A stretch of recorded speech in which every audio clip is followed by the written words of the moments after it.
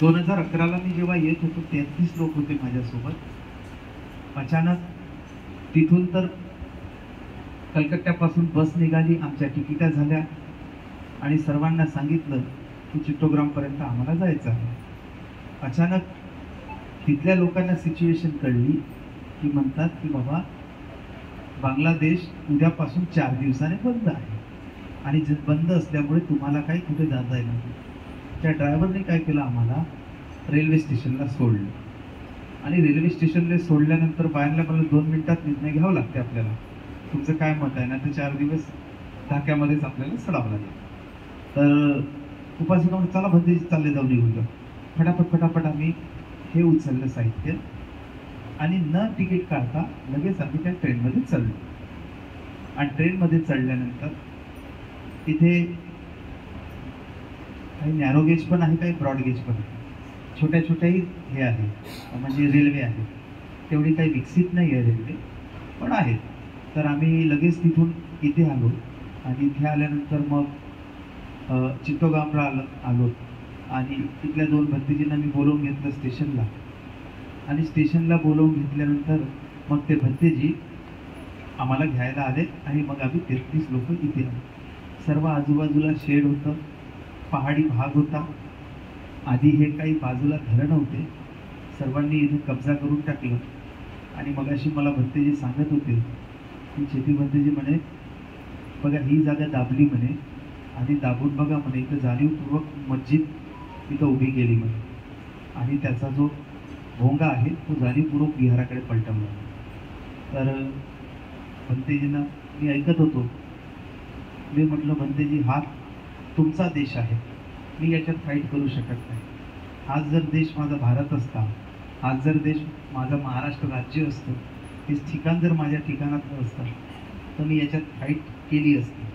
पण आमच्यासारखे आमच्या इकडले मुस्लिम लोक खूप चांगले आहेत, इकडले मुस्लिम लोक चांगले माजून आहेत. तर त्याच्यामुळे इकडल्या लोकांसोबत आपल्याला वार्तालाप करणं किंवा चर्चा करणं हे त्याच्या प्रसंगात बसत नाही. म्हणून त्याच्यामुळे मग अशी भंतेजीसोबत चर्चा झाली. मग ते भंतेजी जेव्हा इथे होते तसं बनभंतेजींची जेवढे वर्षवास होते तेवढेच यांचेही सुद्धा वर्षवास होते या भंतेजींचे. आणि मी 11ला गेलो असताना मी लहान भंतेजी होतो तेव्हा खूप, पण एवढ्या मोठ्या भिक्षूंनी, उपसंघ राजा होते ते, भिक्खू संघातले 2ऱ्या क्रमांकाचे सर्वात मोठे भिक्षू, बांगलादेशातले सर्वात मोठे भिक्षू. मग त्या भंतेजींनी एवढी करुणा उत्पन्न केली की लहान असताना सुद्धा मला त्यांनी त्यांच्या बाजूच्या जागेवर मला बसवलं आणि सारं भोजन जे आलं ते भोजन येत असताना ते सांगायचे की हे भारतातले भंतेजी आहे का, बुद्धाच्या भूमीत जन्माला आलेच भंतेजी. तर तुम्ही महाराष्ट्राच्या म्हणजे भूमीत जन्माला. दुसरी गोष्ट, बाबासाहेबांच्या संदर्भातही सखोल ज्ञान होतं यांना, खूप चांगले अभ्यासू होते, व्यक्तिमत्व होतं. तर ते कोण्या उपासकीने जेवणाचा डब्बा आणला, टिफिन आणला की भंतेजी पहिले मला द्यायला लावायचे, नंतर मग ते घ्यायचे. तेव्हा त्यांच्याप्रती एवढी करुणा उत्पन्न झाली की एवढा मोठा भिक्षू असूनही एक साधारण लहानशा भंतेजीला तो किती मोठा गौरवित करतो. तर एक बुद्ध शासनाचं एक वलय आहे की जो भिक्षूंना एकामेकाला उत्तम पुढं आणण्यासाठी मदत करतो. तो भिक्षू चंद्रासारखा सुद्धा उजाळत असतो. चंद्राच्या जसा प्रकाश कसा लखलखीत असतो तसं त्याचं शील, तसं त्याचं धर्माचा ध्वज सुद्धा तसंच लखलखीत असतो. मग काही दिवसांनी आलो तर भंतेजींचं शरीर त्यागलं होतं आणि माहिती आली की भंतेजी तुम्ही येऊ शकता का. आणि त्यावेळेस मला काही भरपूर कामं असल्यामुळे मी काही येऊ शकलोच नाही. पण दायकांनो त्यावेळेस मी एक शब्द विचारलं की किती दिवस त्यांची बॉडी ठेवणार आहे. तर पहिल्यांदा सांगितलं की 7च दिवस ठेव. मग म्हटलं भंतेजी 1 महिना ठेव. असं करता करता यांच्या बॉडी 1 वर्ष तशीच ठेवण्यात आली आणि 1 वर्ष ठेवल्यानंतर मग यांना पेटवण्यात आलं, यांना अग्निसंस्कार विधी देण्यात आला. आता दायकांना एक लक्षात घ्या, भगवंताचं ज्यावेळेस महापरिनिब्बान झालं, बहुतांश दायकांनाही माहिती नाही की बुद्धाचं महापरिनिब्बाण कसं झालं, डोकं कोणत्या बाजूने होते, पाय कोणत्या बाजूने होते, हाताची ठेवण कशी होती. इवन शेवट सुभद्राला धम्मोपदेश केल्यानंतर जेव्हा डोळ्याच्या पापण्या लावत होत्या तेव्हा बुद्धांचं लक्ष कोणत्या कोणत्या बाजूने होतं हे एवढे बारकावे आहेत की ते जर जेव्हा आपण करतो तेव्हा असं वाटते की बुद्धाचं महापरिनिब्बाण बघत असताना ध्यानाचा धर्म संवेग आपल्यामध्ये जातो. तसं करणं म्हणजे काय, त्यागानुस्मृती करण्यासारखं होते, संधानसती करण्यासारखं होते, बुद्धानुसतीसारखं होते. तर म्हणून मी जेव्हा आता सर्वांनाच माहिती आहे की बुद्धांना महापरिनिब्बाणानंतर 7 दिवसाने अग्नी देण्यात आला, 7 दिवस. पण त्याचीही एक वेगळी हे असते, असं नसतं की यायचं आणि द्यायचं असतं, त्याची वेगळी. आता जसं आपण हळूहळू पुढे पुढे जाऊ, थोड्या थोड्या धर्मचर्चा करत करत निवड फक्त आपण इकडे जाणं आणि इकडे येणं म्हणजे हा काय उद्देश नाही आपला. आपला उद्देश जाता जाता येता येता धम्म ऐकत ऐकत आणि शील समाधी प्रज्ञेचा अभ्यास करणं म्हणजे ही खऱ्या अर्थाने आपली धम्मयात्रा. आपला धम्मयात्रेचा मुख्य उद्देश हाच आहे. तर म्हणून आता वास्तविकता मला दरवर्षीचा अनुभव आहे की जेव्हा रात्रभर गाडीतून प्रवास करतो अनेक दायका थकतात, तर मला एवढं माहीत असते की त्यांना कुठे जायची क्षमता नसते. तर म्हणून मी त्या दिवसाला प्लॅनिंग केली होती, पण आज सायंकाळची प्लॅनिंग केली होती. पण मग सर्व उपासक उपासिका थकून होत्या त्याच्यामुळे आणि पहिला दिवस असल्यामुळे आपल्याला भोजनाची आवरावर करता करता उशीर होणार होता एवढं माहिती होतं. तर म्हणून त्यासाठी राहिला प्रश्न, आता वास्तविकता भक्तजींकडे मला 4 तारखेला यायचं होतं, कारण इथेच कठीणची वरदानाचा कार्यक्रम 4 तारखेचा आहे. मी काय विचार केला 4 तारखेला, पण ते इमिग्रेशनवाल्यांनी इकडल्या पोलीस स्टेशनला सांगितलं की तुमच्या इकडे 3 गेस्ट आले, तुम्ही जाऊन बघा किती लोकांची संख्या आहे ते बघा आणि ते संख्या बघून बरोबर आहेत की नाही, कोणी लोक सुटली तर नाही, कोणी लोक एक्स्ट्रा तर नाही आले, या सर्व गोष्टी. मग असे ते आले होते, आमच्याकडून लिस्टही मागितली, आम्ही लिस्ट पण दिली. आता हे झालं इथला भाग. म्हणून त्या अनुषंगाने असं आपल्यामध्ये कोणत्याही पोलिसांच्या संदर्भात पोलिसांना आपल्याबद्दल वेगळी भावना उत्पन्न होऊ नये, म्हणून त्यासाठी आपण इथे आलो. जेणेकरून आपण उत्तम कार्यासाठी चाललो तर खोटं कार्य करून आपण अजिबात कोणतंही काम करणार नाही, आणि मी ते करत नाही. जे आहे ते स्पष्टोक्ती तुमच्या पुढे मांडली पाहिजे मला असं वाटतं. तर म्हणून त्या अनुषंगाने आता तुम्हा सर्वांना सांगतो, इथे काही काही असे ठिकाण आहेत की त्या त्या ठिकाणमध्ये परवानगीची गरज असते, परमिशन्सची गरज असते. आणि परमिशन आधी पण मिळायचे, पण हे जे काही ठिकाण आहेत तिथे खूप जास्त क्रिटिकल परमिशन्स असतात. आता तुम्ही म्हणाल भक्तजी तुम्ही आधीपासून का नाही, मी हे कामाला 2 महिन्यापासून परमिशनचं टाकलं, आणि किती लोकांचे टाकले, 72 लोकांचे परमिशन्स. कारण मला माहिती आहे की मी जर कमी लोक टाकले तर मला अडचण होईल, म्हणून मी पहिली जी लिस्ट होती त्यामध्ये तुमच्या सर्वांचेच नावं आहेत, त्या सर्वांच्या नावामध्ये पहिली लिस्ट 72 लोकांची पहिलेच पाठवून दिली होती. हा जो नंदन आहे हा कलकत्त्याचा आहे, त्याला 2 महिने इथे ठेवून ते वर्क करायला लावत आहे आणि काम करत आहे. पण प्रॉब्लेम असा आहे की इथे कोणीही व्यक्ती रिस्क घ्यायला तयार नाही, कारण इथले बुद्धिस्ट लोकांना या लोकांनी मागच्या 2011ला जेव्हा आलो होतो संपूर्ण विहार पेटवून दिले होते. आणि तुम्ही तुमच्या डोळ्यांनी सांगतो, मी तुम्हाला सांगतो, काही जे भिक्षू आहेत ना त्या भिक्षूंची हातं आणि त्या भिक्षूंची बॉडीसुद्धा तिथेच पेटून गेली होती. हे सुद्धा मी माझ्या डोळ्याने तिथे बघितलं आहे. म्हणजे कारण कोणतं होतं, फक्त फेसबुकवर कोणीतरी जडतं कुराण टाकतं, पण ते जडतं कुराण कोणत्याही बुद्धिस्ट व्यक्तींना टाकतं, एका दुसऱ्या व्यक्तीनेच टाकलं, परंतु त्याची शिक्षा बुद्धिस्ट लोकांना अक्षरशः मला वाटते 150 ते 200 विहार हे पेटवून देण्यात आले होते. कमीत कमी 60 ते 70 भिक्षू लोकांची कत्तल झाली, रक्तपात झाला, आणि हे सर्व असताना हे सर्व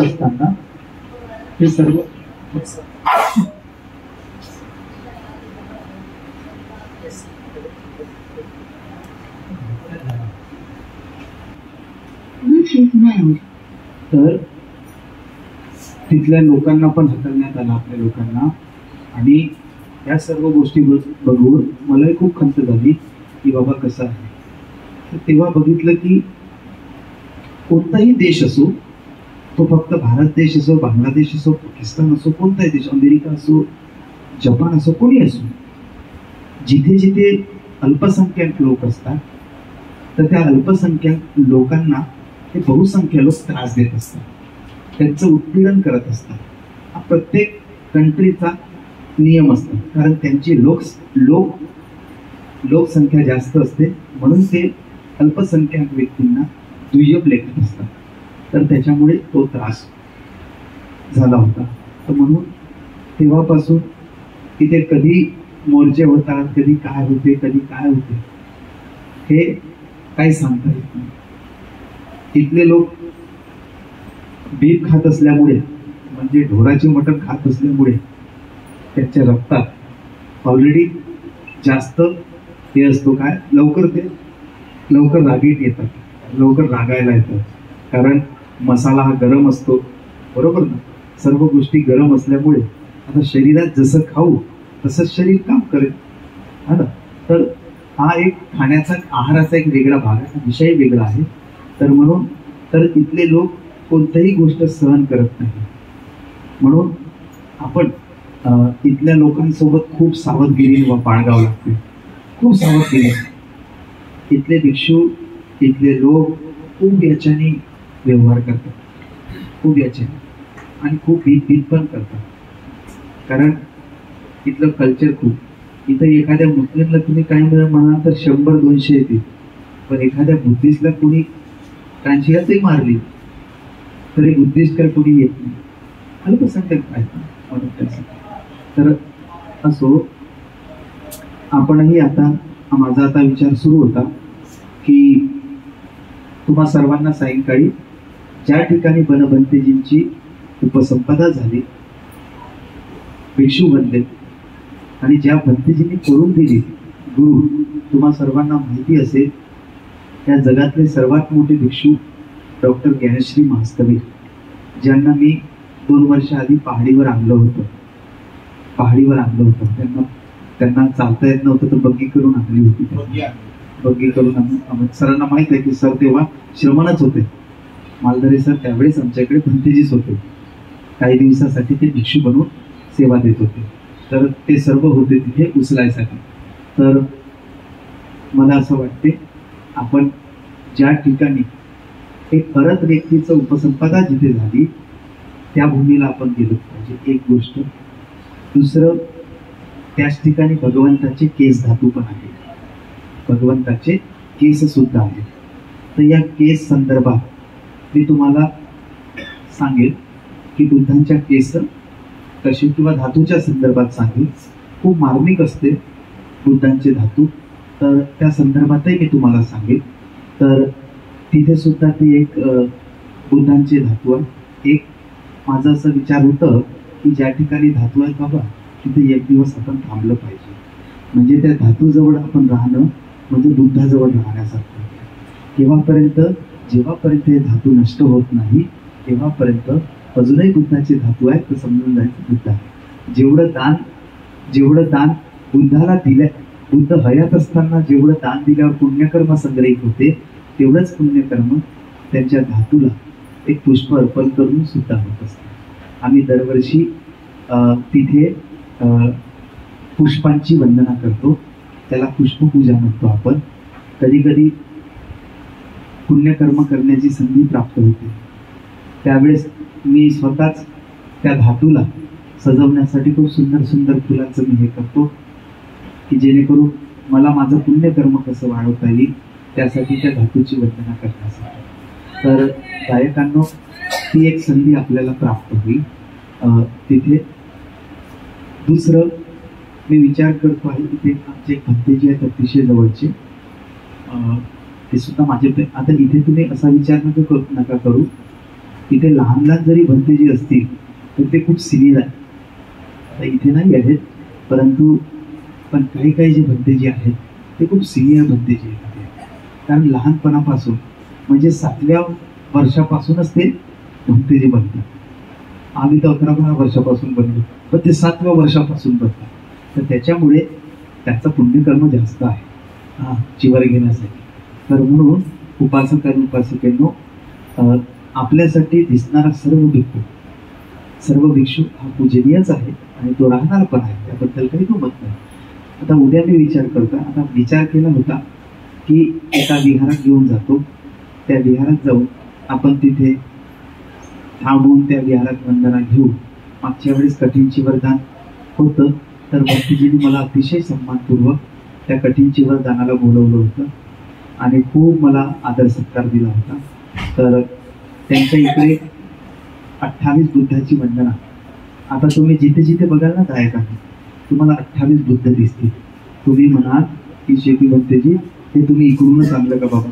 तर मी जे काही बघितलं, जे काही पाहिलं, ते फक्त 28 बुद्धाची वंदना मी या बांगलादेशात शोधली.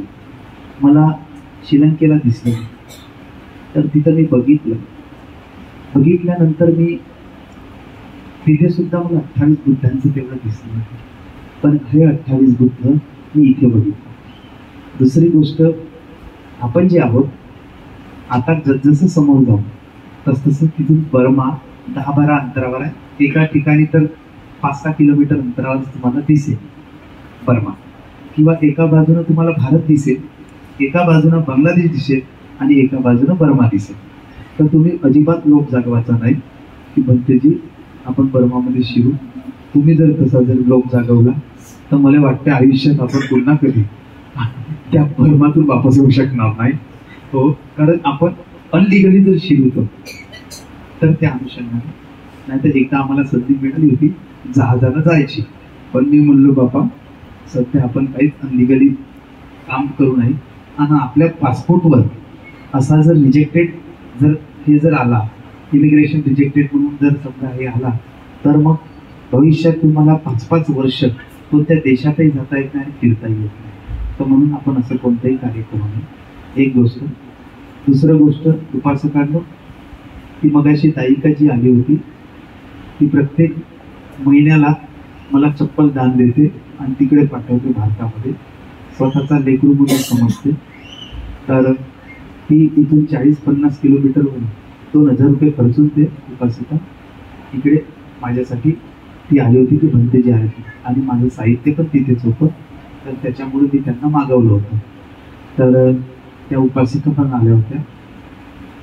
तर असो, आता इथे काही काही जे उपासक उपासिका आहेत ते माझे अनेक गायक गायिका उपासक उपासिका ओळखीचे आहेत, की जे प्रत्येक वर्षाला मला अतिशय सुंदर पद्धतीने आमच्या गायकांना, आमच्या उपासकांना मिळवून घेतात, समजावून सांगतात, इकडे तिकडे घेऊन जातात आणि कोणताही 1 रुपयाचाही खर्च न मागता.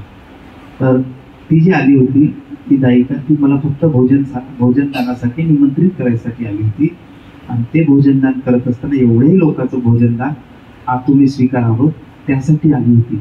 परंतु मी त्यांचं नाही स्वीकारू शकलो. नाराज झाल्या, डोळ्यात पाणी आणलं.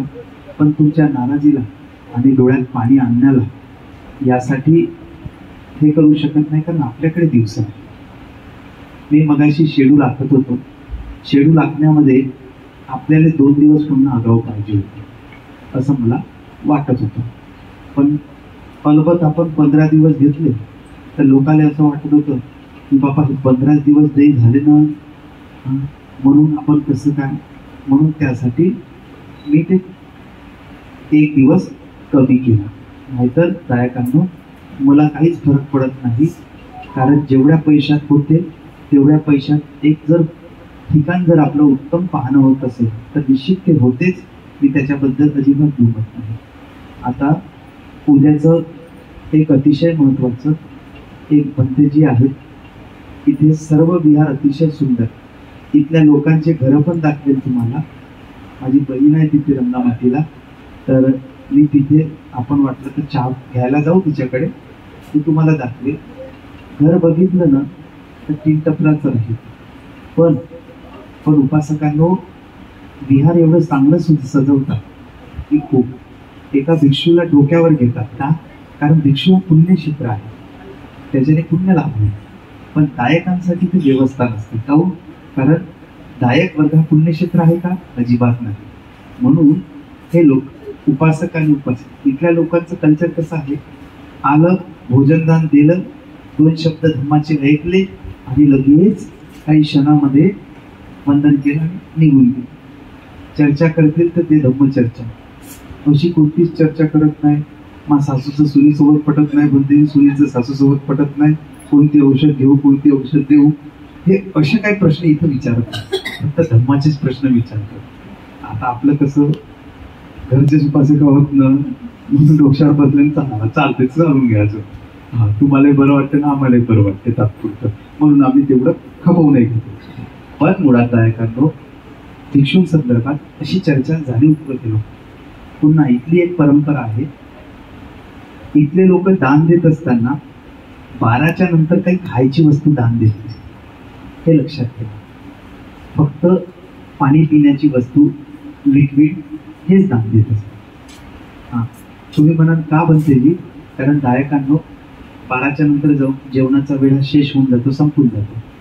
तर मग जर समजा एखाद्या भिक्षूला जर तुम्ही एखादी वस्तू खायची दिली, समजा लोणचं दिलं, आणि लोणचं दिल्यानंतर ते स्मेल आली, त्या भंतीजीनं पाहिल्याबरोबर त्याच्या चित्तात लोक झाले, हे कोणती निवड का, हे कोणतं पाहू का, थोडं चाटून पाहू का. तर असं जर त्यांनी जर त्याच्या दिलंच नसतं तर त्यांच्या मनात उत्पन्न झालं असतं का? नाही. तर ते त्यांच्याशी तोडण्यामध्ये आपण त्याच्यात संमिलित होऊ नये म्हणून 12च्या नंतर इथे अजिबात कोणतीही वस्तू जी आहे हे लिक्विड स्वरूपातच दान देतात. त्याला गिलानपच्चे आपण म्हणतो, आणि जास्तीत जास्त देता येते तर वेसज्ज दान, त्याला औषधी दान म्हणतो, ते कधी देता येते. तर म्हणून इथली परंपरा, आता ही इथली परंपरा म्हणजे इथल्या लोकांनी डेव्हलप केलेली असं नाही, असा बुद्धाचा नियम आहे, असं विनय आहे. असं आमच्याकडं आपल्याकडे काही उपासक उपासिकाला शिकवायला बसलं, हे भंतेजी 2 दिवसाच्या आधी अति शहाणपणा करतात, म्हणून आम्हाला काय वाटतं, जाऊ दे ना, जसं आहे तसं चालू द्या ना भंतेजी. मग काही म्हणतात असे तर आम्ही देत नाही, जी म्हणते एखाद्या दिवस दिलो तर तुम्ही त्याच्यातही माजून जाता म्हणते, तर मग का म्हणणार म्हणते. म्हणून त्याच्यामुळे देव घेतलं तर घेऊनच घ्या ना बाबा, म्हणून ते घेऊनच. तर मग भंतेजीला लोक चढवण्यामध्ये तुमचाही तेवढाच हात आहे. तुम्ही जर तसं जर शिकले असते तर तसं, पण त्याच्यासाठी उत्तम कल्याण मित्री असणं आवश्यक आहे, तर तेव्हा हळूहळू बदल होईल. पण अनेक दायक आहेत त्याच्यातून शिकत पण निश्चित. तुम्हाला इथे आणण्याचं कारण यासाठी नाही आहे दायकांनो की फक्त येणं आणि पाहणं, तो माझा उद्देश नाही. माझा उद्देश असा आहे की इथे आल्यानंतर, उत्तम ठिकाणी आल्यानंतर तुमच्या चित्ताची चेतना संकल्पपूर्व बनली पाहिजे. पहिले ज्यावेळेस मी पहिल्यांदा कठीण चिवरदान बघितलं त्यावेळेसच चित्तात उत्पन्न केलं की चिती म्हणते जी आपण कठीण चिवरदान घेऊ. मग हळूहळू वेळ लोटत गेला, उपासकेला दरवर्षी आणत गेलो, तशी टीम तयार करत गेलो, आणि करता करता सर्व दायिका कठीण चिवरदानासाठी तयार झाली. आता मी रंगामाटीला माझी उपसंपदा झाल्यामुळे आणि मी बनमंतींचा शिष्य असल्यामुळे प्रॉब्लेम असा आहे की त्यांची ब्रांच आणि आपली ब्रांच सिमिलर येते. म्हणून जे काही आपल्या कठीण चिवरदानाच्या तारखा जे निश्चित होतात ते या रंगामाटी राजपथ विहारातून होतात, आणि मग त्या अनुषंगाने आपण तसं कठीण चिवरदान करत असतो. आणि सर्वात शेवट हे जे होते ते फक्त ना फक्त राजबन विहार, त्याच्यानंतर कोणत्याही विहारामध्ये कठीण चिवरदान होत नाही. राजबन विहाराच्या ज्या ब्रांचेस आहेत, 150पेक्षा जास्त ब्रांचेस आहेत राजबन विहाराच्या, बनभंतेजींच्या एवढ्या मोठ्या ब्रांचेस आहेत. तर दायकांनो उद्या मी विचार करतो आहे की त्या भंतेजींकडे एक आपण त्या विहारात भेटूया, त्या विहारात जाऊया. त्या विहारात गेल्यानंतर तिथे आपण स्वयंपाक करू, जेवण खावण करू, दुपारपर्यंत रेडी होऊ, आणि त्यानंतर सायंकाळच्या वेळेला ते जे संघराजा भक्तीजी आले होते ना, ज्यांना आपण आणलं होतं, तर आपण त्यांच्याकडे जाऊन पण दर्शन घेऊया, त्यांनाही आपण शिवरदान देऊया. कारण एखाद्या अरथ व्यक्तीच्या सीमाभूमीमध्ये एखादी व्यक्ती गुरु असणं जर जेलाची वेळ जबरदस्त असेल तर गुरु त्याच्यापेक्षा, त्यांची 102 वर्षाची हे आहे, पण लिहिण्याच्या बाबतीत 99 वर्ष लिहितात ते, लिहिण्याच्या बाबतीत पण 102 वय आहे त्यांची. आणि या जगामध्ये सर्वात जास्त वर्षवास आणि भिक्षू जीवनात जगणारे कोणी भंतेजी असतील तर डॉक्टर ज्ञानेश्वरी महास्ते. तर आणि यांची एक वैभव असं आहे, यांना जे काही दान आलं ते दान स्वतःसाठी कधीच ठेवत नाही. ते कोणतंही विहार असेल, जिथे भिक्षू संघ राहत असेल, लहान लहान भिक्षू जर राहत असतील त्यांना ते डोनेट करतात. म्हणून त्यांचं तेवढं वलय पण आहे. तर उद्या त्यांना भेटून बाजूचं एक विहार आहे. आता उद्या 2 ऑप्शन्स आहेत. रंगामाटीची परवानगी आज डिस्ट्रिक्ट कलेक्टरच्या टेबलवरच फाईल आहे. आजही तो गायब होता, कालही तो गायब होता. नाहीतर विचार केला होता की आजच आपण सायंकाळी रंगामाटीला निघू, पण त्यांनी, मला माहिती आहे ते उद्या पण देणार नाही, तर 30 तारखेला 30 आणि 31ला कठीण चिवरदानाचा कार्यक्रम आहे. तर मला असं वाटतं 30 तारखेला परमिशन देतील.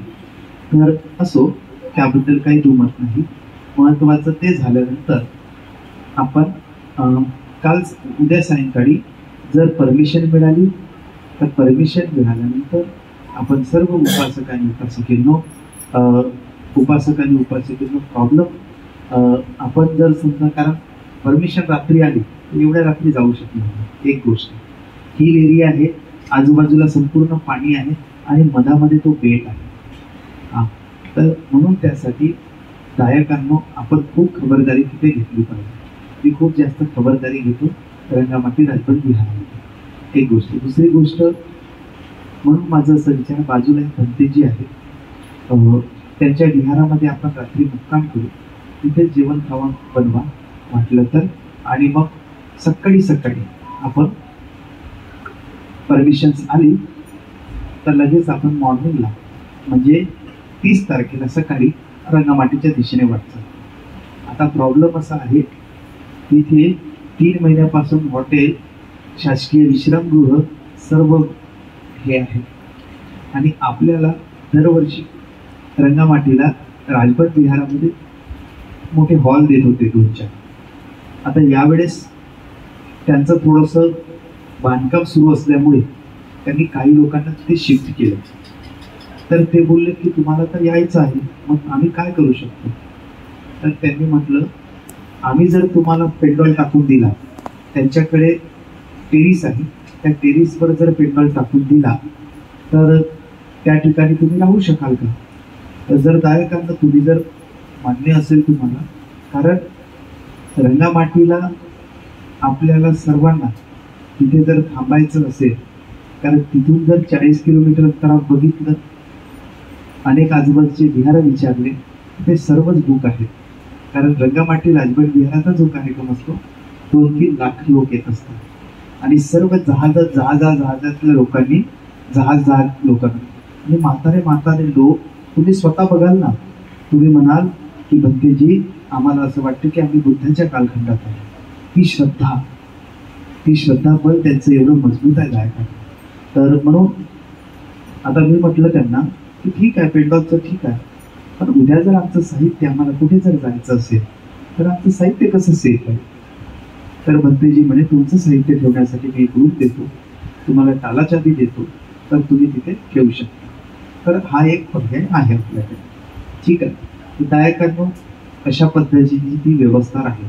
रंगामाटीला आधी तर आम्हाला रूमच मिळायचे नाही, अजिबात रूम मिळायचे नाही, कारण ते उपासकांसाठी व्यवस्था करत नाही, ते फक्त भिक्षूंसाठी. आणि आपल्याला जास्त त्रास होतो तो फक्त रंगामाटीला होतो, कारण त्या ठिकाणी आजूबाजूला सर्व पाणी आहे. आणि दुसरी गोष्ट, ती बंगाली वेगळी, तिथे तुम्हाला सर्व कोणीच काळे दिसणार नाही. लोक सर्व तुमच्यापेक्षा 2 पटीने गोरे दिसतील. सर्व तुमच्यापेक्षा 2 पट चकमा लोक दिसतील. त्यांची लँग्वेज वेगळी आहे. फक्त आपली जी बहीण आहे तिला हिंदी पिक्चर पाहू पाहू तिला हिंदी येते, तर ती तुम्हाला खूप मदत करेल. ती तिला सांगून ठेव कुठे जायचं, काय जायचं. इव्हन तिच्या मैत्रिणींना पण ती बोलवून घे की तुम्ही यांना कॉर्डिनेट करा. एक गोष्ट तिथे गेल्यानंतर गायकांनो 30ला रात्री कठीण चिवरदान. काय आहे कठीण चिवरदान? 31ला ते दान करतील. काय करतील? दान करतील. तर गायकांनो एक लक्षात घ्या असं असू द्या तुमच्या की बघा हे सर्व करत असताना 30 तारखेला आपण तिथे पोहोचल्यानंतर आवरावर झाल्यानंतर बसल्यानंतर तुम्ही इकडे तिकडे नका करू. कारण मी काय करेन, मी एकदा येईल ना तुम्हाला एकाच वेळेस फिरवेल. तुम्ही सर्वजण आपापल्या पद्धतीने जर गेलात तर तुम्ही म्हणाल की भंतेजी ही वस्तू का सुटली आमच्याकडून, असं होता का? म्हणून काही गोष्टी असतील, काही भिक्षूंच्या संदर्भात, काही बुद्धाच्या कालखंडात भिक्षूंच्या संदर्भात खूप मार्मिक देशना आहे.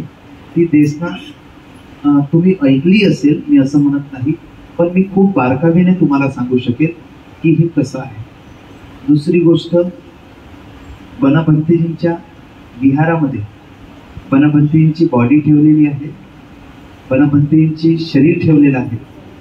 आणि जे शरीर ठेवलेलं आहे, अरत जे व्यक्ती असतात, अरत व्यक्ती केव्हापर्यंत असतात? जेव्हापर्यंत त्यांचे धातू आहे तेव्हापर्यंत ते जिवंत असतात. त्यांचं अजून काही शरीर काही हे नाही. कारण जे अरत असतात त्याला बुद्ध म्हणतात श्रावक बुद्ध. कारण ते तर निर्वाणाची अवस्था प्राप्त करतात. बुद्धही निर्वाणाची अवस्था प्राप्त करतात. फक्त एवढंच आहे,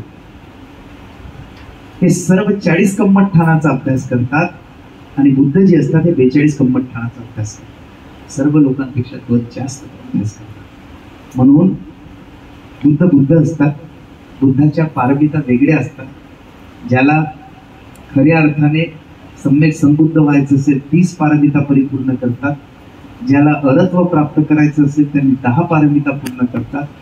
ज्याला पच्चेक बुद्ध व्हायचं असेल ते 20 पारमिता पूर्ण करतात. तर निश्चित तेवढा त्याग आहे, तर निश्चित पौदा पण मोठा राहील. तर बनभंतेजींच्या संदर्भातही काही मार्मिक गोष्टी सांगेल. एखादी अरत व्यक्ती आहे ना, अरत व्यक्तीला कसं ओळखलं पाहिजे. दुसरी गोष्ट, एखादी अरत व्यक्ती,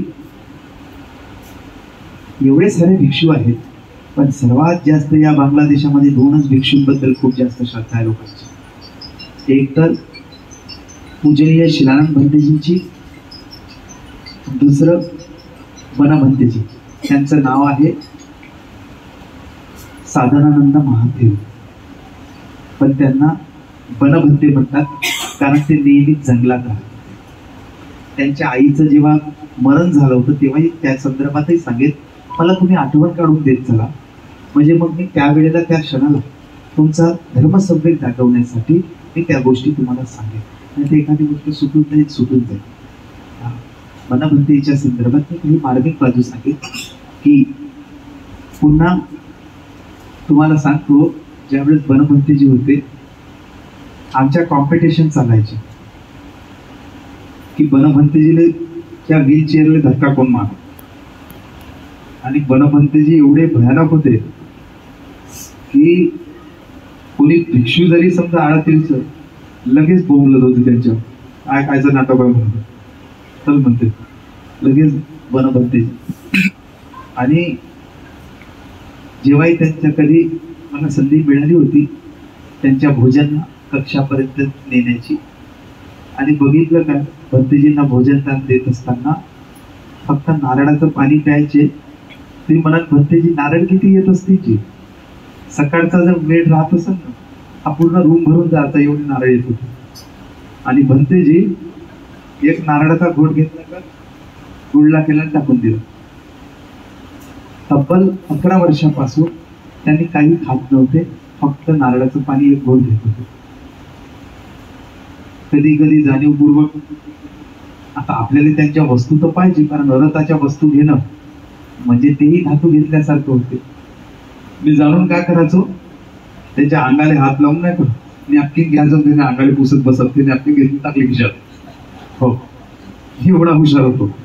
पण भंतीजीने इकडे टाकली तर तिथं डोक्यासारखे पाहूनच राहायचे, कधी फेकतात तर कधी उचलतो. पण हो, ते डस्टबिन खालीच दिसायचे. परत व्यक्ती अरथाचं वेगळं बल आहे, अरथाचं बलही असते. अरथाच्या ठिकाणी राहणं दुर्लभ आहे. जो अरथाच्या ठिकाणी राहतो तर समजून जायचं गायकांना कोणत्या ना कोणत्या जीवनामध्ये तुम्ही आम्ही सर्वांनी काही ना काही कुशल कर्म संपादित केलं असेल, तेव्हाच आपल्याला या प्रिमायसिस मध्ये राहायला मिळते. बघा ना, तुम्ही आम्ही किती दुरून आलो. तुमचा आमचा संबंध आहे का? अजिबात नाही. तुम्ही वेगवेगळ्या जिल्ह्यातून आलात, वेगवेगळ्या नगरातून आलात, पण तरी सुद्धा मी जेव्हा चिंतन करतो तेव्हा मला लक्षात येते की तुम्ही सर्व एकत्र का आलात. कारण कोणत्या ना कोणत्या जीवनामध्ये आपण एकत्र जन्म घेतला असेल म्हणून समान कम्म धातूच्या आधारावर तुम्ही आम्ही सर्व आता एकत्र जातो. हे धम्मयात्रा हे फक्त निमित्त का नसेल. आणि तेवढ्या दुरून येऊन तिथे येऊन दर्शन घेतो म्हणजे कुठे ना कुठे इथले ऋणानुबंध आपल्या चित्ताशी जुळलेले आहेत. म्हणून गायकांनो, हे बनभंतेजींचं आहे. दुसरी गोष्ट, दिवसभर म्हणजे काय, अर्धा बघितलं तरी सुद्धा आपल्याला गायकांनो फिरणं होते, त्याच्याबद्दल काही दुमत नाही. त्यानंतर थोडासा तुम्ही आराम करा. आराम केल्यानंतर मी प्रयत्न करेन तुम्हाला सिक्युरिटीने त्या उपासक आणि उपासिकेत कशी चिवर शिकवा. काही उपासिका मस्त सूप खातत असतात, काही उपासिका गुंडाळे करत असतात, काही उपासिका मस्त सुंदर पद्धतीने, उत्तम पद्धतीने, गायिका सुंदर पद्धतीने हे करत असतात, गुंडाळे करत, काही हाताने हातमगावर करत असतात. आता हे मी नाही सांगणार तुम्हाला, हे तुम्हाला माहीत असलं पाहिजे की त्यांच्यासोबत मित्रता करून काही वेळ काना असो, थोडंफार श्रम काना असो, त्या कठीण चिवरदानाला लागलं पाहिजे. आणि ते लागलं की मग हळूशाने आपण थोडंसं आपापल्या जागेवर तुम्ही रात्रभरही राहू शकता, त्याच्यात काही दुमत नाही. तुम्ही तिथे हे करू शकता, तिथे नाटक असतात तर ते सुद्धा तुम्ही पाहू शकता, ठीक आहे. परंतु इकडे तिकडे जाऊ नये, त्या रंगामाटीच्या बाहेर प्रिमायसिस मध्ये फिरू नये, ही आपल्यासाठी सर्वांसाठी सूचना. कारण 1,00,000-1.5 लाखामध्ये तुम्ही जर हरवले तर तिथे तुमचे मोबाईल, इथे वायफाय दिला म्हणून तिथे वायफाय मिळणार अजिबात नाही. तो सर्व हिल एरिया आहे, पहाडी एरिया आहे, तर तिथं जमेल काही सांगता येणार नाही. म्हणून आपण आपल्या पद्धतीने स्वतःला सुरक्षित कसं ठेवता येईल ते महत्त्वाचं. कठीण चिवरदान बघता आलं की मग दुसऱ्या दिवशी ते कठीण चिवरदान कसं स्वीकारतात ते गायिका आणि कसे बसतात हे सर्व तुम्ही बघून घेणे. आणि बघून घेतल्यानंतर तुम्ही विचार करा की त्या गायकांमध्ये किती मोठी श्रद्धा. मग ते झाल्यानंतर आपण प्रयत्न करू 1 तारखेला बनभंतेजींना जिथे अरत्व प्राप्त झालं त्या ठिकाणी, आधी त्या ठिकाणी काय होतं काय नाही होतं, किती हे झालं, बनभंतेजींचा जन्म कुठे झाला, मी हे सर्व तुम्हाला सांगेन. आणि ते सांगितल्यानंतर मग आपण 1 तारखेला सायंकाळी मी प्रयत्न करेल पूजनीय शिलानंद भंतेजी, अरथ भंतेजीकडे आधी आपण येऊन त्यांचं दर्शन घेऊ. आणि दर्शन घेतल्यानंतर मी भंतेजींना प्रयत्न करतो आहे की भंतेजी आम्हाला इकडे तिकडे जाण्यापेक्षा तुमच्याचकडे राहू द्या. भंतेजी तिकडे अरथाच्या ठिकाणी राहिलं म्हणजे लई चांगलं आहे गायकांनो. तर मी बोलणार आहे तसं, भंतेजी ठेवत नाही, तुम्ही दुसरीकडे थांबा म्हणतात. कारण मला अनुमती देतात भिक्षूंना पण गायकांना. पण मागच्या वेळेस मी बोललो होतो की भंतेजी तुम्ही जर आम्हाला दूर ठेवत असाल तर पुढच्या वेळेस आम्ही इकडे येणार नाही. तो त्यांना शब्द लागला आणि त्यांनी म्हटलं होतं मला की नेक्स्ट टाइम शेतीमध्ये तुम्ही आलात तर उपासकांना आम्ही वाटलं तर प्रयत्न करू, तुझ्यासाठी वाटलं तर आम्ही हॉल बनवतो, असं त्यांनी म्हटलं होतं. आणि प्रत्येक महिन्याला मी शिलानंद भंतेजींना भोजनदानासाठी पारविता नावाचा ग्रुप आहे, मुंबईवाला वेगळा ग्रुप, पण आम्ही एक पारंबिता ग्रुप तयार केला. काही उपासक आहेत, काही दायिक आहेत. प्रत्येक महिन्याला आम्ही 100-500 रुपये दान करू, म्हणजे 100-500 रुपये 50-60 लोक दान करून आम्ही प्रत्येक महिन्याला 20-25 हजार रुपये एखाद्या दिवस त्या भंतेजींना दान करत असतो. मागच्या काही दिवसाआधी 200 भंतेजींकडे होते, शिलांग भंतेजींकडे. त्यांचं भोजनदानाचं आम्ही ठरवलं होतं.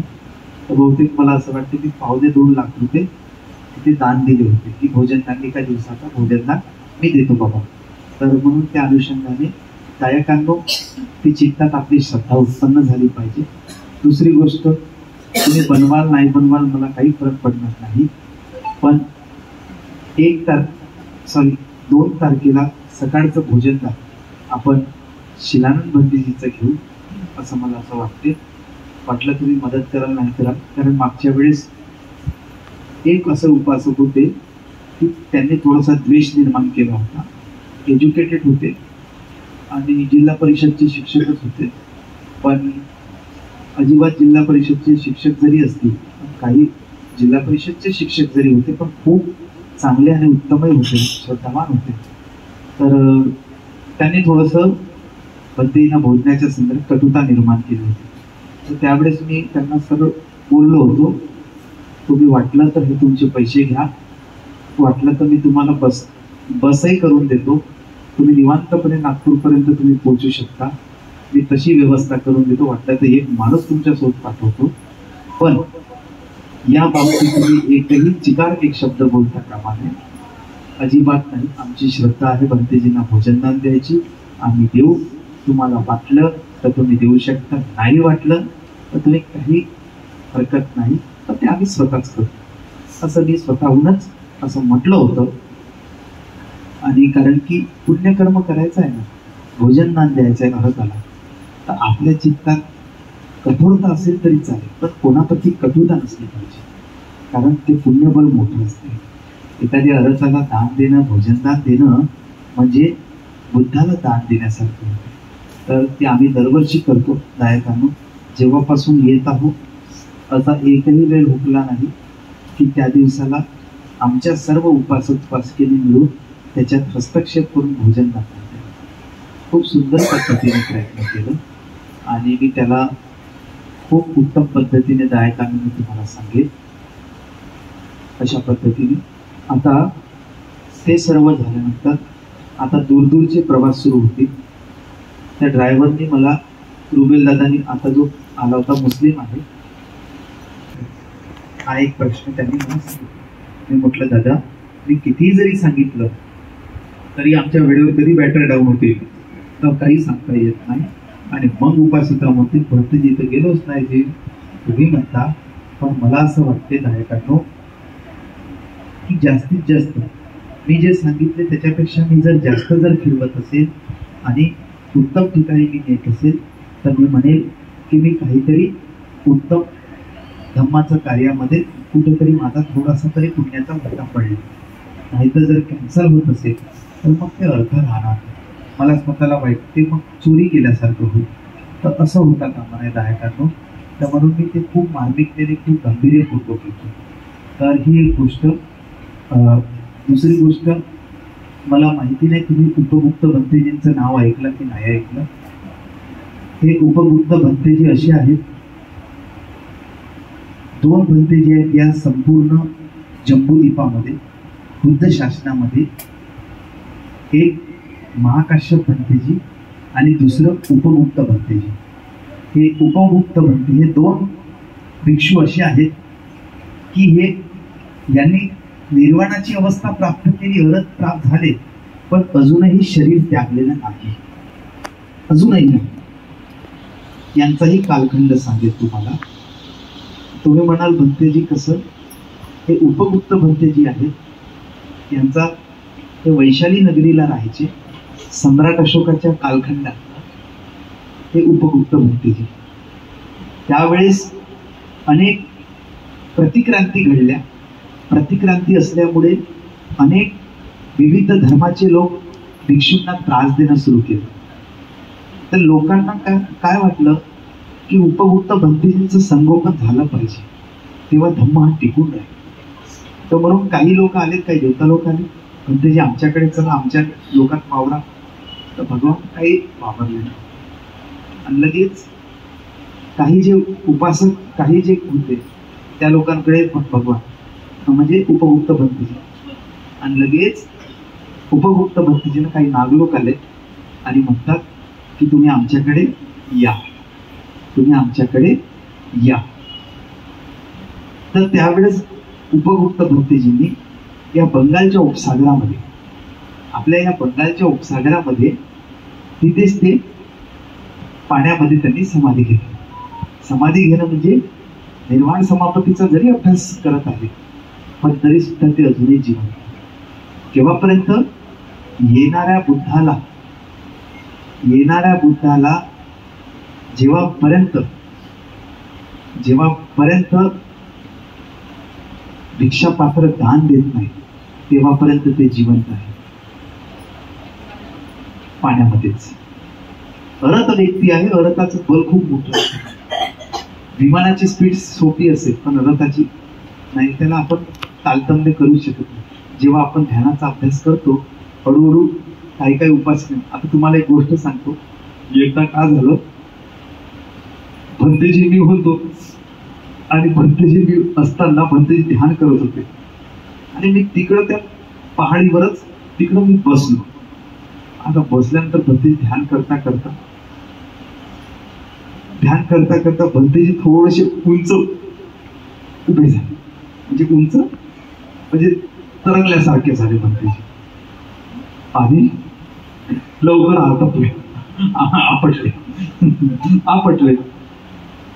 मग मला बोलवलं. अरे जेठी म्हणे काऊनची म्हणू, अरे आज गंमतच झाली म्हणे. कोणती? ध्यान करता करता एवढा वर गेलो म्हणे, धनार्दन आपटलो म्हणे. झोपी तसांची म्हणत होती म्हणे, गुलक्या देत असा म्हणे. तेव्हा काय गुलक्या देत नव्हते. खूप हे आणि ध्यानाला बसले तर खूप गांभीर्यपूर्वक ध्यान करायचे. माझा अनुभव आहे त्यांच्यासोबत, तर मी बघितले. तर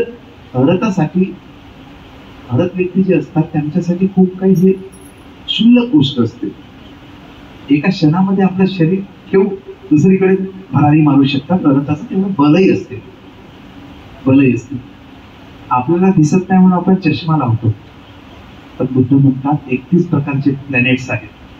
त्या 31 लोकांमध्ये मनुष्य लोक जरी हा एक असेल पण असे अनेक लोक आहेत.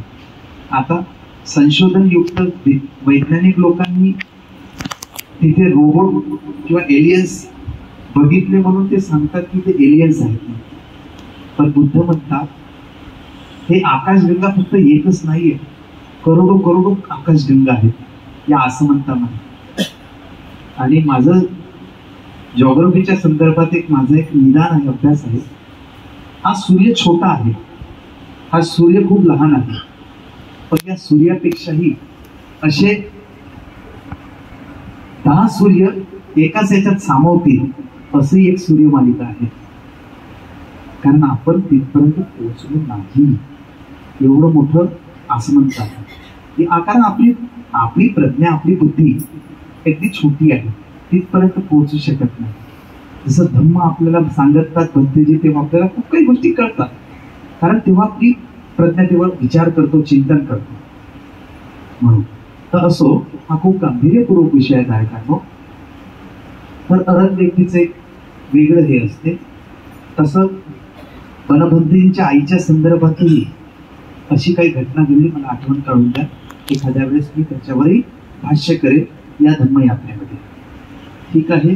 तर ते झाल्यानंतर त्या उपगुप्त भंतेजींना बघा, जुनी परंपरा होती, तुमच्या घरी करत होते मला नाही माहीत, पण कधी कधी आपण नदी जवळून गेलो ना तर 1 रुपया 2 रुपये टाकायची सवय होती.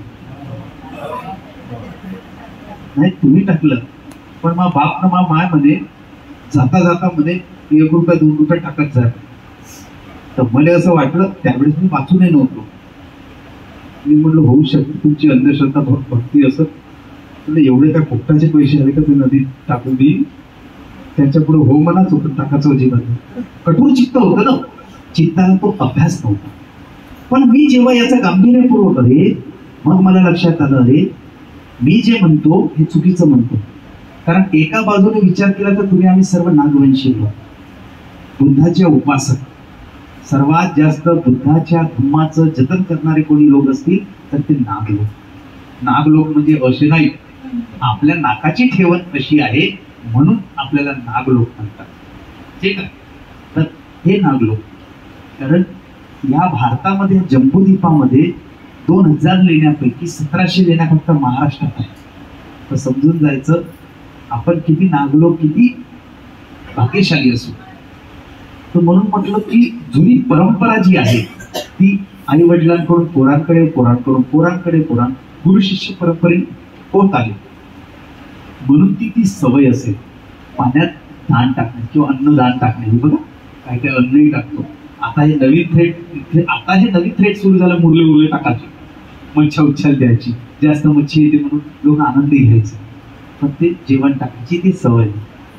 तर माझं असं मत आहे त्या बंगालच्या उपसागरात एकदा बनभंतेजीला विचारलं, बनभंतेजींना म्हटलं भंतेजी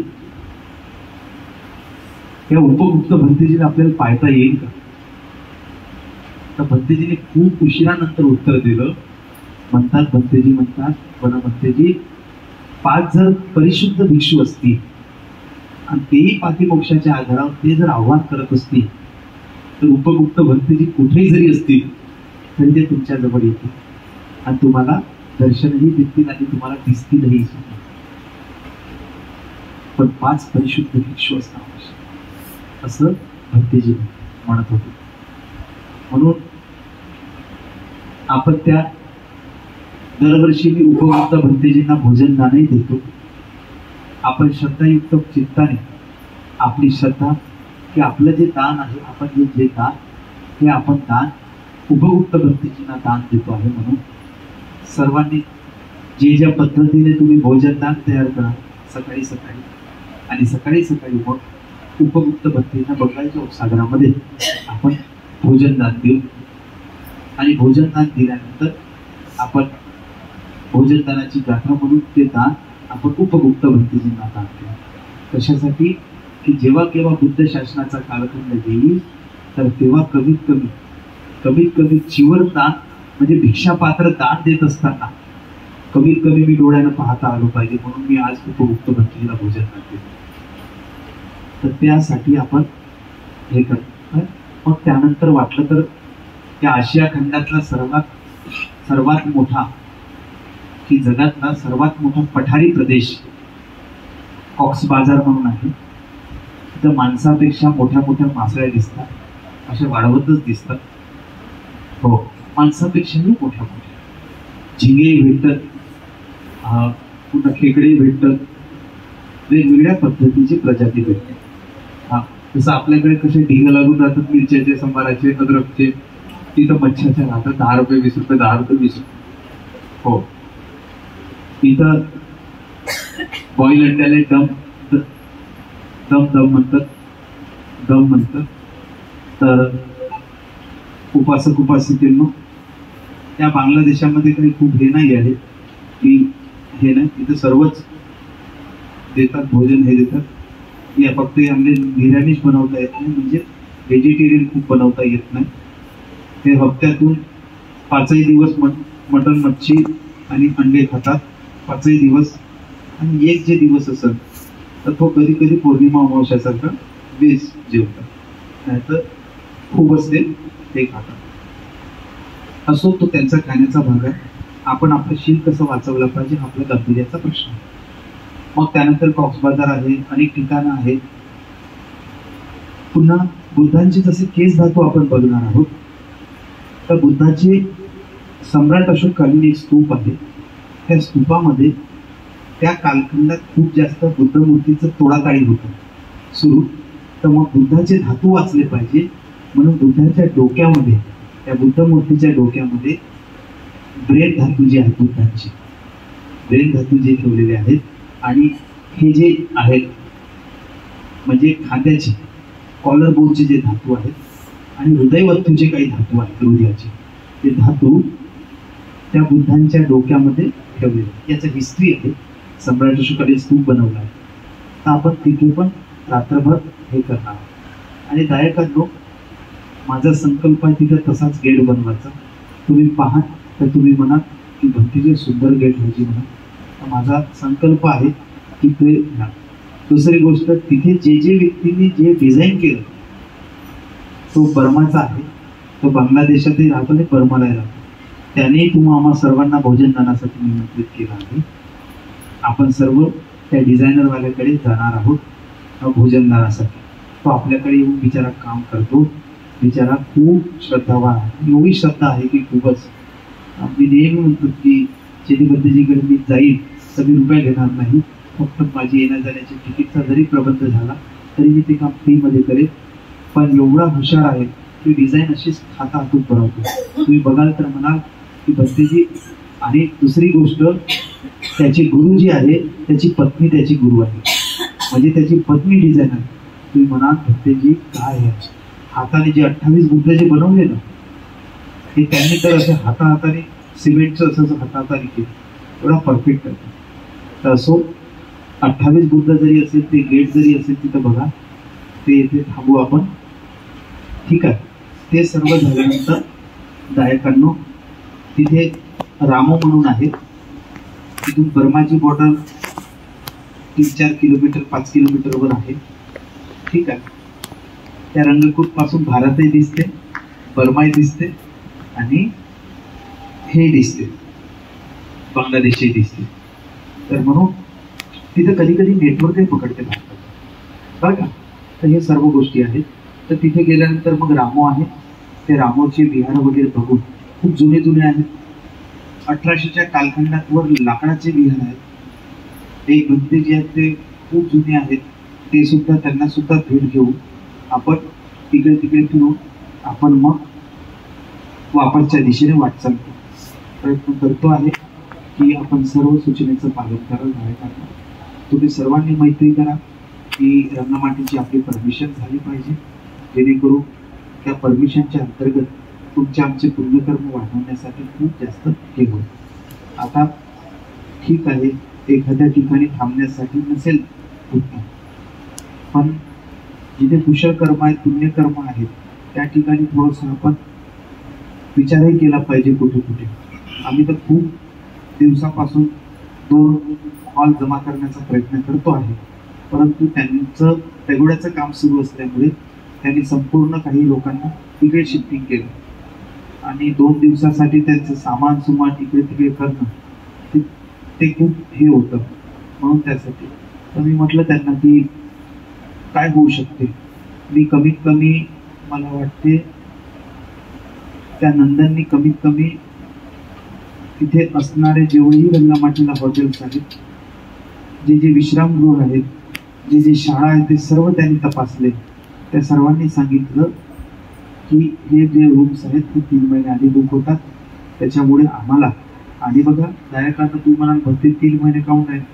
आता आपण 72 लोकांचे गेले असते, लोकांचा जर विजा जर आला असेल तर मग बाकी पैसे जे आहेत ते आपल्या डोक्यावर बसले असते आणि ते शक्य नसते ते तेव्हा परतफेड भरून काढणं.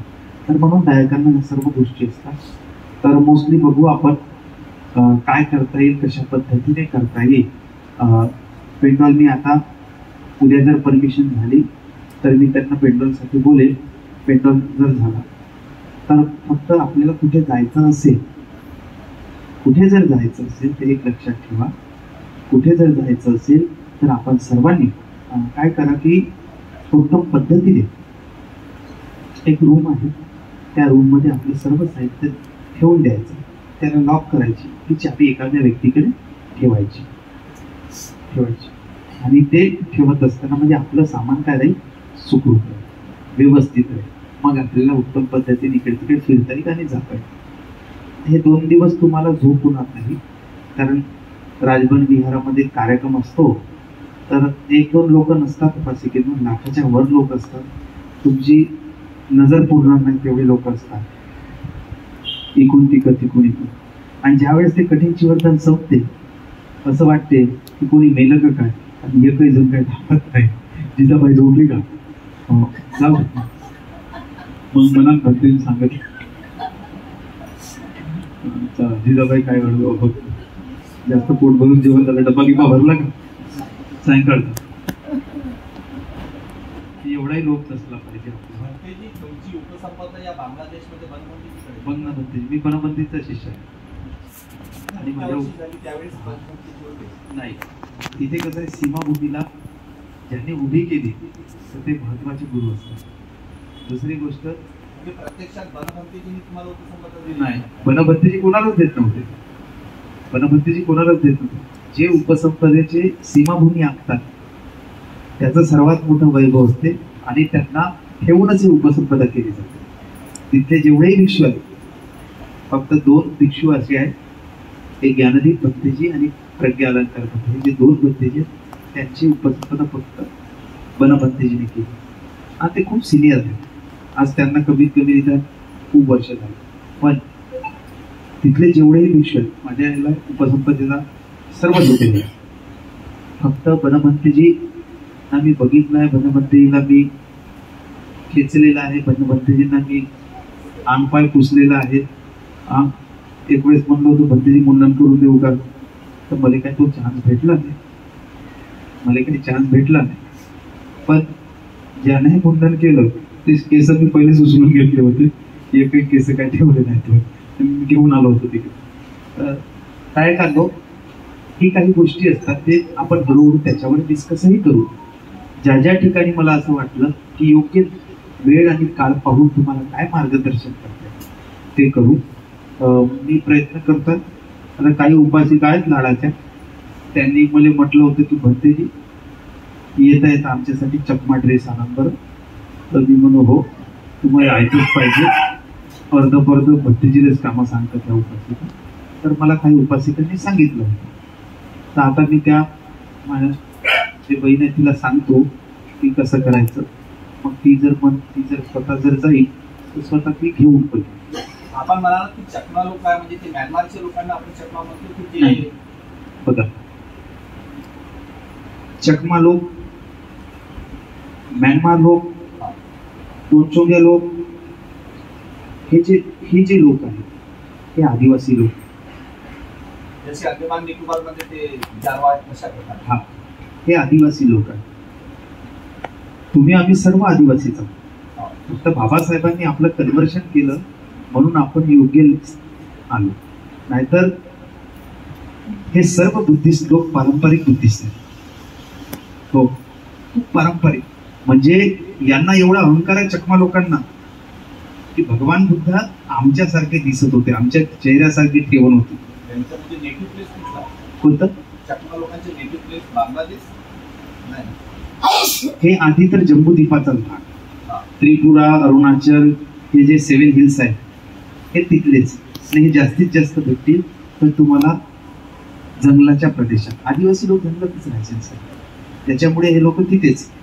आणि मेहनत करणे, मजुरी करणे यांना शिक्षण फार कमी असतं. आणि बुद्धिस्टमध्ये पुन्हा एक बरवा कम्युनिटी आहे, सर्वात एज्युकेटेड कम्युनिटी, पैसेवाली कम्युनिटी. म्हणजे आपल्या इकडं कशा पोट जाती चालतात, पावणे, कोचरे, लाडवण, हा असे चालतात ना, असे यांच्यामध्ये हे जे बरवा लोक आहेत सर्वात जास्त विदेशात आहेत, एक सर्वात जास्त उन्नत आहेत, तिसरं खूप मोठ्या मोठ्या ठिकाणी ते. म्हणजे ते आपण पश्चिम बंगालला जिथं कोलकात्याला थांबलो होतो ते बरुवांचे, ते चकमा. अच्छा, ते म्हणजे जे बिहार होतं ते चकमा लोकांचं नाही सर, चकमा लोकांचं. चकमा. ते जे मॅडम होती ते चकमा होते. अच्छा. हे लोक कसे आहेत, हे धर्मासाठी मरणारे आणि मिटणारे लोक आहेत. Original Buddhist. हा, हे पारंपरिक बुद्धिस्ट आहेत. हे बुद्धाच्या कालखंडापासून बुद्धाचीच पूजा करतात. हे कोणाच्या देवी देवताची नाही. तुम्हा सर्वांमध्ये आपल्याकडे सर्वात जास्त काउंटर रिव्हॉल्युशन झाल्यामुळे तुम्ही आमची स्वतःचं वाचवण्यासाठी तुम्ही आम्ही सर्वांनी कन्व्हर्शन, सर्वांचं पोट भागवण्यासाठी केलेलं ते वेळेवरचा तो प्रयोग झाला. बरुआ ही एक कास्ट आहे की सबनेम आहे? बरुआ ही एक कास्ट आहे. शेवटचा एक प्रश्न, सर्वसाधारण उपासकांनी अनंत भंतेजींना कसं ओळखायचं? हा, अरथाच्या काही गोष्टी असतात. मी आता तिकडे तुम्हाला आपण जाऊ तर मी तिकडे जिकडे बनभंतेजींना अरत्व प्राप्त झालं त्या ठिकाणी मी तुम्हाला सांगेन कसं ओळखायचं. एक तर सहजरित्या सांगतो, वीज जर समजा कडाडली ना, अरथ व्यक्ती कधी घाबरत नसते. हे लक्षात ठेवलं पाहिजे, त्याला भीती नाही वाटत. हे शिलानंद भंतेजीसोबत घडलेलं आहे. 2011च्या दरम्यान ते पहाडतलीला होते. उलटासरी म्हणून एक हे आहे, खूप जंगलात आहे आणि आजूबाजूला पूर्ण डोंगर होतं. 5 किलोमीटर वर खाली जावं लागलं. शेवट 2 किलोमीटर पर्यंत आमची गाडी गेली आणि 2 किलोमीटर आपण पैदलच जायला लागलो. त्यावेळेस जंगली हत्ती होते. त्यावेळेस जेमतेम शिलानंद भंतेजी हे त्या खालच्या याच्यापासून ते वर येत होते.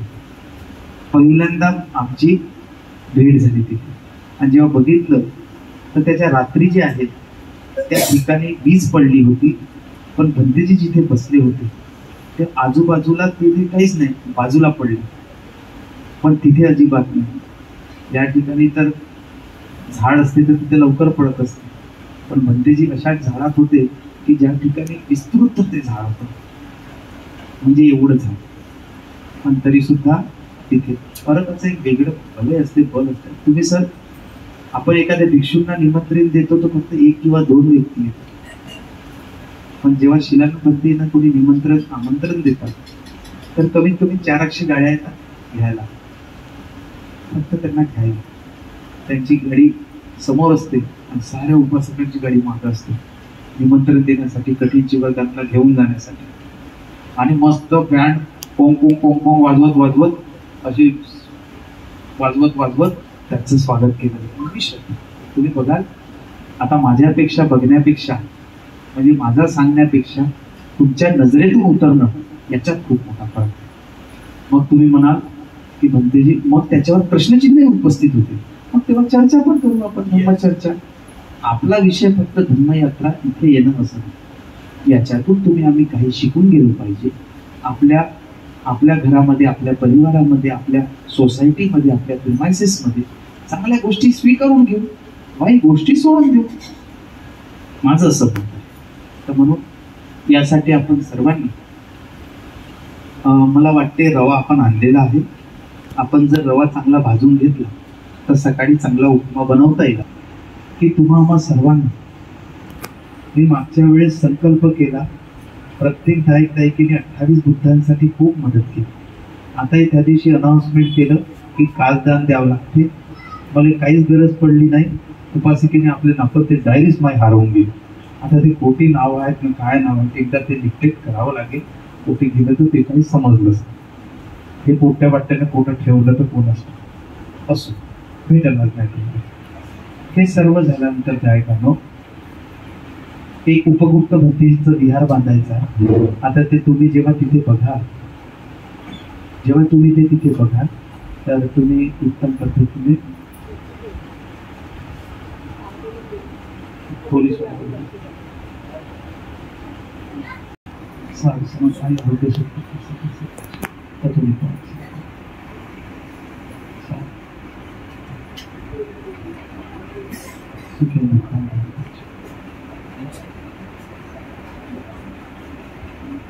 हे इथल्या मॅनेजमेंट कमिटीचे आहेत.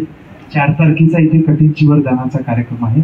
आपण सर्व इथे पाहुणे आहोत म्हणजे आपणही त्या कठीण चिवरदानामध्ये काय आपल्याला दान देता येईल, काय करता येईल ते आपण त्या पद्धतीने करू. एक माझे मित्र पण आहेत, चकमा भंतेजी, त्यांची ना माझी चांगलं जमते, दोस्ती आहे चांगल्या दोघांची. पण तो भेळ चांगली बनवते, हो, त्याला आम्ही झाडमुरीच म्हणतो त्या भंतेजीला. तर त्या भंतेजीने हट्ट करू माझ्याकडे एक दिवस द्यास लागत नाही तर आपली दोस्ती तुटली भंतेजी. तर त्यांच्याकडे पण आपण एक दिवस देणार आहोत. आणि एक शांत मित्रा नावाचे एक भंतेजी माझ्याच वयाचे आहेत, पण 40-50 भिक्षू लहान भंतेजींना तो बिचारा पोरगा शिकवतो, म्हणजे त्याचं खूप मोठं गौरवित आहे. तर म्हणून त्यासाठी आपणही यांच्या कठीण चिवरदानाला काय सहकार्य करता येईल ते करू, कारण ते पुण्याचंच काम आहे. आणि तुम्हा आम्ही सर्वजण भंतेजींना, म्हणजे अजयप्रिय भंतेजी आहेत ना, जेव्हा संगराजा भंतेजी आले होते तेव्हा अज्जप्रिय भंतेजी नागपूरला आले होते आणि नागपूरवरून मी त्यांना तिकडे घेऊन आलो होतो. हे अज्जप्रिय भंतेजी तिथे जे आले आणि खूप अमेरिकेला पण राहिलेले आहेत, खूप सिनियर मॉन्क आहेत ते. तर भंतेजींचे शिष्य आहेत, भंतेजींचे शिष्य आहेत. तर इथे 4 तारखेचं एक सुंदर असं कठीणची वरदान आहे. तर बघा, कधी कधी मी साधुवाद म्हणायचो ना, तर यूट्यूबला आलं असेल तर त्याच्यानंतर मग म्हणत असतील तर हे भंतेजी त्यांची ती टोनी गाते, किंवा संघवंदना म्हणायचं तर भंतेजी सोबत एवढे म्हणजे हे धार्मिक आहेत. म्हणजे यांच्यामध्ये म्हणजे आपल्याला जी गाथा येत असते ती यांना मुखात देते. आम्हाला जे गाथा समजत नाही ती त्या उपासकांना ती गाथा येते. एवढे म्हणजे ब्रिलियंट आहे. रोज सर्व कामं सोडतील, पण रोज बुद्ध मूर्तीला पाणी दान देतील, भोजन दान देतील, 28 बुद्धाला बोधिवृक्षाला पाणी दान देतील. तेव्हाच आपल्या आयुष्याची सुरुवात होते. दिसेल तुम्हाला, समजेल त्याने का हळूहळू. ठीक आहे. तर आपण सर्व गायिका उपासक उपासिका छोटं मोठं आपण सर्व एकत्र आलो. एकमेकाच्या छोट्या मोठ्या चुका होत असतील, होतातही, पण आपण या 10-12 दिवस, जेवढे दिवस आपण इथे आहोत तेवढे दिवस आपण सर्वांनी शांततेत राहू, एकमेकांना सामावून घेऊ, प्रत्येकांप्रती मैत्री उत्पन्न करू, आपण हा धर्मयात्रा करू. भला एकदा तुम्ही कलकत्त्याला गेले, गाडीत बसले, मग भला तिथे कुस्ती खेळली तर मला काही फरक पडणार हो. भले तिथं तुम्ही करू शकता, कारण तिथे धर्मयात्रा संपली. मी जाईन अहमदाबादला, तुम्ही नागपूरला होत्या, पण तरी तुम्ही आम्ही सर्व अनेक जीवनाच्या पारमिता आहेत, पुण्यपारमी आहेत की आपण इथे आलो. आणि बघा, बुद्ध म्हणतात की तुम्ही एकच कठीणची वरदान नाही पाहणार. आजचा हा 4 तारखेपर्यंत कठीणाचाच महिना आहे, तर तुमच्या नजरेने खूप कठीणची वरदान. पुण्यवान दायिका जे उपासका मागे आलेत ना, त्यांनी एकच वरदान पाहायला मिळतं. पण तुम्ही पुण्यवान उपासक उपासिका, तुम्हाला हेही पाहायला मिळालं, तेही पाहायला मिळालं. तर असो, तर तुमचं पुण्यबल जास्त होतं असं समजेल. ठीक आहे. तर आपण सर्व उपासक उपासिका, दायिका, आता यांनी तर मॅनेजमेंट कमिटी आहे, ते सर्व बघतात. भंतेजींना इथं पाहण्याची गरजच नाही, ते सर्व उपासक उपासिका कठीणची वरदान बघतात. तर मला असं वाटते की दरवर्षी चेती भंतेजी करण्यापेक्षा तुम्ही उपासकांनी तो कठीणची वरदानाचा कार्यक्रम घडवून आणला. कसे बघतात, कसे करतात, काय करतात, मग हळूहळू आपण वृद्धिंगत होतो. जो कठीणची वरदानामध्ये सहभाग दर्शवतो, तर गायकांनो सर्वात कमी वेळामध्ये तो उपासक आणि ती उपासिका बुद्ध शासनात तर जन्माला येतेच, बुद्ध हयात असतात, पण लवकर निर्वाणाची अवस्था प्राप्त करण्यामध्ये जो कठीणची वरदान करण्यामध्ये सहभागी असतो. ठीक आहे. आपण सर्वांनी राहतो, हेच आपलं सर्वांना मनोकामना. बोल रहे हिंदी में, आप लोग तो हिंदी तो आता है ना. जो हम लोग तो जाते हैं गुजरात जाते हैं, आंध्र प्रदेश, तो गांव का बहुत अपनी हिंदी भी नहीं आता ना, वही सबसे पूछा. आप लोग डोंट माइंड है, सबको हम लोग कमेटी क्या टेम्पल का कमेटी के मेंबर. अभी सब लोग नहीं आया, हर टाइम तो सब लोग आना नहीं होता है, सबका काम है, फैमिली है, फैमिली है, वही सबसे सब लोग को आना मुश्किल हो जाता है, भारी पड़ जाता है. ये अभी हम लोग छोटा नवंबर को कठिन से वरदान बनते ने जो बोला था आप लोग को, तो इसके लिए आप लोग सब लोग को हम लोग दावत दे रहे हैं कठिन से वरदान के लिए. छोटा नवंबर आप लोग रह गए, कोई कुछ भी जो है तो हम लोग को आप लोग 14 नवंबर 4 नवंबर 4 नवंबर है. और भांते को भी इन्फॉर्म कर रहे हैं कठिन से वरदान के लिए कमेटी का तरफ से. भांते बोला होगा अभी हम लोग कमेटी से तरफ से आप लोग को भी दावत दे रहे हैं. दावत बोलते हैं ना हिंदी हम लोग को भी क्लियर नहीं आता. हम जाते हैं आंध्र प्रदेश में, बिजोरा में रहते हैं और गुजरात में रहते हैं, हिंदी वो भी क्लियर नहीं आती. जितना आते हैं वही सबसे पढ़ रहे. कोई गलती हो गया तो आप लोग आप अच्छे बोले. ये प्रेसिडेंट है अभी कठिन से वरदान का, जो हो रहे सिद्धांत का प्रेसिडेंट ये मेंबर है, हम लोग भी मेंबर है जो कमेटी है। हम लोग आया देख के हम लोग को बहुत अच्छा लग रहा है कि इंडिया से, हम भी इंडिया में रहते हैं ना, बुद्धिस्ट देखा तो इंडिया का, हम लोग को बुद्धिस्ट को देखा तो बुद्धिस्ट को तो मन बड़ा हो जाते हैं। वही सब हम लोग तो इधर आया, इधर को मिला है, इसे आप लोग को मिलेगी ये आज हम लोग इधर आ गया है। हम लोग को भी खुश लग रहा है कि बुद्धिस्ट है उधर भी मिलना तो मुश्किल ये हो जाता ना, खुश हो जाता ना, वही सबसे